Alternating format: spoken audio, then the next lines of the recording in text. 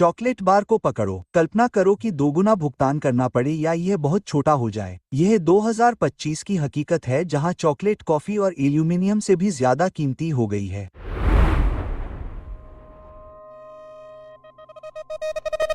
2025 की पहली छमाही में चॉकलेट के मुख्य घटक कोको बीन्स की कीमत में अचानक बढ़ोतरी नहीं हुई, यह एकदम से बढ़ गई। पहली बार कोको बीन्स की कीमत एक टन के लिए $10,000 के चौंकाने वाले आंकड़े को पार कर गई। एक समय तो यह $12,000 के करीब पहुंच गई थी। 2022 में यह लगभग $2,000 से $3,000 थी। हम एक ऐसे घटक के बारे में बात कर रहे हैं जो अचानक एल्यूमिनियम, जिंक और लेड जैसी कुछ धातुओं से भी ज्यादा कीमती हो गया है। यह बाजार में कोई मामूली बदलाव नहीं है। यह पश्चिम अफ्रीका के संकटग्रस्त खेतों से लेकर विशाल चॉकलेट फैक्ट्रियों तक एक बड़ा वैश्विक प्रभाव है। लेकिन हम इस स्थिति तक कैसे पहुंचे? इस रहस्य को जानने के लिए हमें उन संकटग्रस्त जमीनों को समझना होगा जहां कोको उगाया जाता है।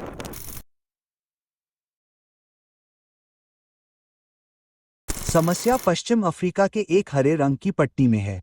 4 पश्चिमी अफ्रीकी देशों से बना ये क्षेत्र दुनिया के कोको सप्लाई का 70% हिस्सा है। अकेले आइवरी कोस्ट वैश्विक कोको का 40% से अधिक उत्पादन करता है। यहाँ लाखों छोटे किसान, जिनमें से कई पीढ़ियों से चली आ रही पुरानी पद्धतियों का उपयोग करते हैं, अपने जीवन के तरीके और कोको के पेड़ों पर एक बड़े बदलाव का सामना कर रहे हैं। सबसे पहले, प्रकृति ने खुद को उनके खिलाफ कर दिया है। सामान्य बारिश के मौसम की जगह चरम मौसम ने ले ली है। 2023 में लगातार भारी बारिश ने कोको के नए बर्तनों को डुबो दिया, जिससे फल सड़ गए। टनों कोको बीन्स के साथ भी ऐसा ही हुआ, जिससे हमारी फसल का लगभग 20 से 30% हिस्सा नष्ट हो गया। फिर जब किसानों को राहत की उम्मीद थी, 2024 में भीषण सूखा और तेज धूल भरी हवाएं आईं, जिससे जमीन पक गई और नई फलियां सूख गईं। अब भी 2025 के मध्य में सुधार और बहुत जरूरी बारिश की उम्मीद के बावजूद हालात अभी भी समस्याग्रस्त हैं। आइवरी कोस्ट में 2025 में लंबे सूखे के कारण कोको के उत्पादन में 40% की गिरावट आने की उम्मीद है।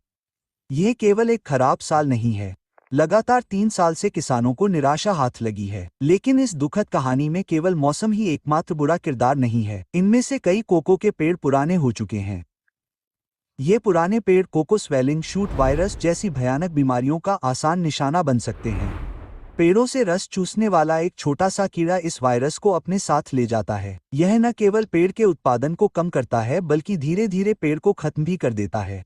यह वायरस शुरू में कोको की पैदावार को पहले साल में 25% और दूसरे साल में 50% तक कम कर देता है और आमतौर पर 3 से 4 साल में पेड़ को खत्म कर देता है। इसे रोकने का एकमात्र तरीका संक्रमित पेड़ों को काटकर नए पेड़ लगाना है। पश्चिम अफ्रीका, खासकर घाना में इस वायरस के कारण 15 से 50% फसल बर्बाद हो गई, जिससे दुनिया की आधी कोको सप्लाई प्रभावित हुई। लेकिन सोचिए इसकी कितनी कीमत चुकानी पड़ी। 1 एकड़ में दोबारा पौधे लगाने में $3,000 से ज्यादा खर्च हो सकता है और एक नया पेड़ आपको कम से कम 5 या कभी-कभी 6 साल तक एक भी फल नहीं देगा। बिना किसी आमदनी के मुश्किल से गुजारा करने वाले किसानों के लिए इतना लंबा इंतजार एक जोखिम भरा काम है। चॉकलेट संकट को और भी बदतर बनाते हुए ICCO यानी इंटरनेशनल कोको ऑर्गेनाइजेशन, जो दुनिया भर में कोको पर नजर रखने वाला मुख्य समूह है, ने घोषणा की कि 2024 में दुनिया में जरूरत से 441,000 मीट्रिक टन कम कोको का उत्पादन हुआ। इसे इस तरह समझा जा सकता है कि यह कोको के कुल उत्पादन का एक बहुत बड़ा हिस्सा है और यह 60 साल में सबसे बड़ी कमी है।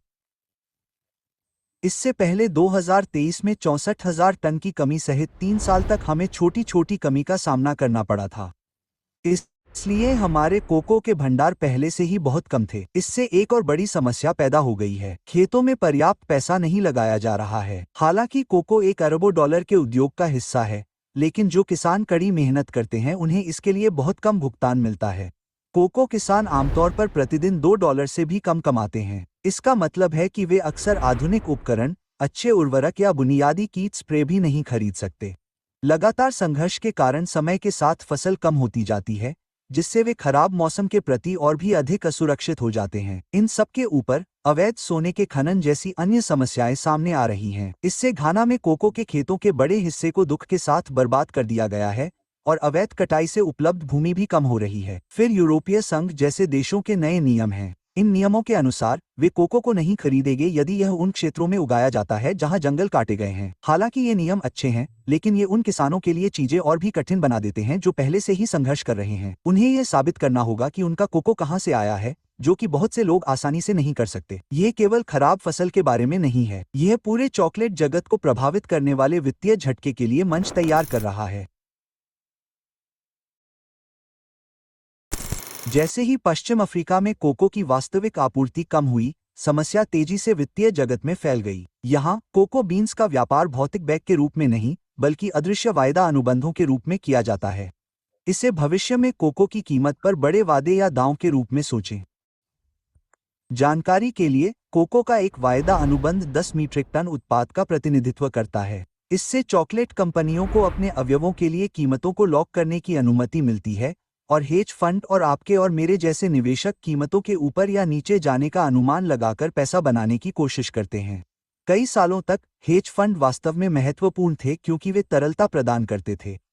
एक व्यस्त बाजार की कल्पना करें जहां आप हमेशा किसी को खरीदने या बेचने के लिए पा सकते हैं। यही तरलता है, इससे चीजें सुचारू रूप से चलती रहती हैं। लेकिन जब कोको की कीमतें भयानक फसल के कारण बढ़ने लगीं, तो कुछ अजीब हुआ। बाजार अप्रत्याशित हो गया, हर खबर के साथ बेतहाशा उतार चढ़ाव होने लगा। स्थिर रुझानों को पसंद करने वाले हेज फंड के लिए यह पागलपन एक दुस्वप्न बन गया। केवल कीमतें ही नहीं बढ़ रही थीं, बल्कि वे कितनी तेजी से बढ़ रही थीं। इन दावों या वायदा अनुबंधों को बनाने की लागत आसमान छू गई। स्टॉक मार्केट एक्सचेंज जहां ये व्यापार होते हैं, अधिक से अधिक संपार्श्विक की मांग करने लगे। 2024 में, खासतौर पर अप्रैल तक, कोलेट्रल, जिसे कोको फ्यूचर्स के लिए मार्जिन भी कहा जाता है, बहुत ज्यादा बढ़ गया। मार्जिन रिक्वायरमेंट को एक सिक्योरिटी डिपॉजिट के तौर पर समझें, जिसे आपको भविष्य में कोको की कीमतों पर बड़ा दांव लगाने या ट्रेड करने के लिए जमा करना होता है। यह कोको की पूरी रकम नहीं होती, बल्कि एक्सचेंज के पास रखी गई रकम होती है, ताकि आप संभावित नुकसान को कवर कर सकें। अप्रैल 2024 तक, यह डिपॉजिट 2023 के मध्य से लगभग 8 गुना ज्यादा हो गया। इससे हेज फंड्स के लिए इसमें बने रहना बहुत महंगा और जोखिम भरा हो गया। वे बड़ी संख्या में कोको मार्केट से बाहर निकलने लगे। कोको फ्यूचर्स मार्केट में उनकी हिस्सेदारी, जो कभी 36% थी, गिरकर 7% पर आ गई। यह बहुत बड़ा कदम था, जिससे उन्हें बाहर निकलना पड़ा और इसका बहुत बुरा असर हुआ। इन बड़े खिलाड़ियों के बिना मार्केट की लिक्विडिटी खत्म हो गई। खरीदना और बेचना बहुत मुश्किल हो गया, जिससे लोगों की कीमत और विक्रेताओं की मांग में बहुत बड़ा अंतर हो गया। सुचारू व्यापार की कमी के कारण कीमतें और भी बढ़ गईं, जिससे लागत बढ़ने और व्यापार करने में कम लोगों की इच्छा का एक बुरा चक्र बन गया। यहाँ तक कि सबसे बड़े कोको खरीदार और विक्रेता, जो वास्तव में भौतिक कोको बीन्स का कारोबार करते हैं, खुद को एक समस्या में पाते हैं। जब घाना, शीर्ष कोको उत्पादक देशों में से एक, अपनी खराब फसल के कारण अपने वादों को पूरा नहीं कर सका, तो घाना के कोको बड, राष्ट्र के कोको बोर्ड को कोको की खराब फसल के कारण 2024 सीजन में 1.3 बिलियन का भारी नुकसान उठाना पड़ रहा है। घाना कोको के विनियमन और विपणन के लिए जिम्मेदार निकाय के रूप में, कोको को बहुत कम कीमतों पर पुराने अनुबंधों को पूरा करने के लिए मजबूर किया जाता है, जिससे आज के आसमान छूते बाजार मूल्यों से वंचित रहना पड़ता है। इस स्थिति का मतलब है कि कोको के दोनों किसान प्रति टन $4,000 खो देते हैं। अंततः बोर्ड को अतिरिक्त $495 मिलियन की लागत आती है। जबकि कुछ अमीर निवेशक, जिन्हें कभी कभी कोको पर्यटक कहा जाता है, जल्दी मुनाफे की उम्मीद में कूद पड़े हैं। वे इधर उधर नहीं रहते और उनके पास हेज फंड जितनी बड़ी मात्रा में नकदी नहीं होती है। वे बाजार की जरूरत के हिसाब से लगातार पैसे नहीं दे पा रहे हैं। इसलिए कोको बीन्स के लिए आर्थिक संकट खड़ा हो गया है, जिससे चॉकलेट बनाने वालों को कुछ कठिन फैसले लेने पड़ रहे हैं।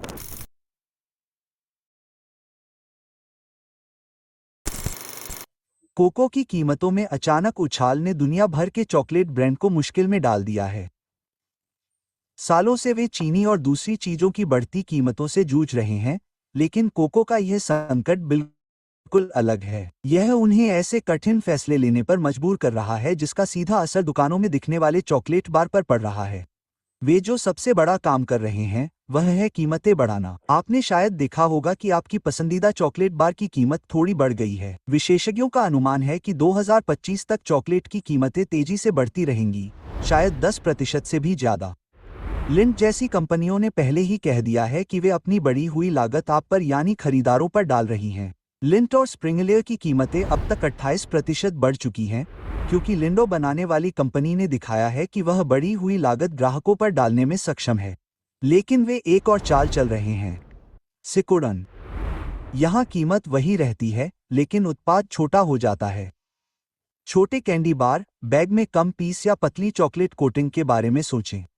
टिग्लरों और मिल्कर जैसे मशहूर ब्रांड पहले ही ऐसा करना शुरू कर चुके हैं, छोटे और मिनी पैक पेश कर रहे हैं। यह एक दिमागी खेल है। ग्राहक बहुत अधिक कीमत देखने या चॉकलेट को पूरी तरह से छोड़ने के बजाय थोड़ी छोटी मिठाई के लिए सामान्य कीमत चुकाना पसंद करेंगे। चॉकलेट कंपनियां भी अपनी रेसिपी के साथ रचनात्मक हो रही हैं। आप डार्क चॉकलेट में कोको की मात्रा कम नहीं कर सकते क्योंकि इसमें बहुत अधिक मात्रा में कोको होता है। लेकिन मिल्क चॉकलेट के लिए, जिसमें कोको आमतौर पर 1/4 से भी कम सामग्री होती है, निर्माता महंगे कोको की मात्रा कम कर सकते हैं और इसकी जगह अन्य चीजों का उपयोग कर सकते हैं, या वे पैसे बचाने के लिए पहले मिल्क चॉकलेट और फिर डार्क चॉकलेट बना सकते हैं। हर्शे जैसी कुछ कंपनियां ऐसी कैंडी भी बना रही हैं जिनमें बिल्कुल भी कोको नहीं है। इसका मतलब है कि आपके भविष्य के चॉकलेट बार का स्वाद थोड़ा अलग हो सकता है या कम से कम अलग महसूस हो सकता है, क्योंकि ब्रांड सबसे महंगे हिस्से को कम करने के नए तरीके आजमा रहे हैं। लोग 2022 से 2024 तक खूब चॉकलेट खरीद रहे हैं, लेकिन ऐसे संकेत हैं कि ग्राहक ऊंची कीमतों से तंग आ रहे हैं। जब विशेषज्ञ कीमतों में बढ़ोतरी के कारण बढ़ती मांग की ओर इशारा करते हैं, तो छोटे चॉकलेट निर्माता जिनके पास खुद को बचाने के लिए कोई शानदार तरीका नहीं है या मंडल्स और हर्शे जैसे दिग्गजों की भारी खरीद क्षमता नहीं है, वे गंभीर संकट में हैं। कुछ को पहले ही बंद करने के लिए मजबूर होना पड़ा है।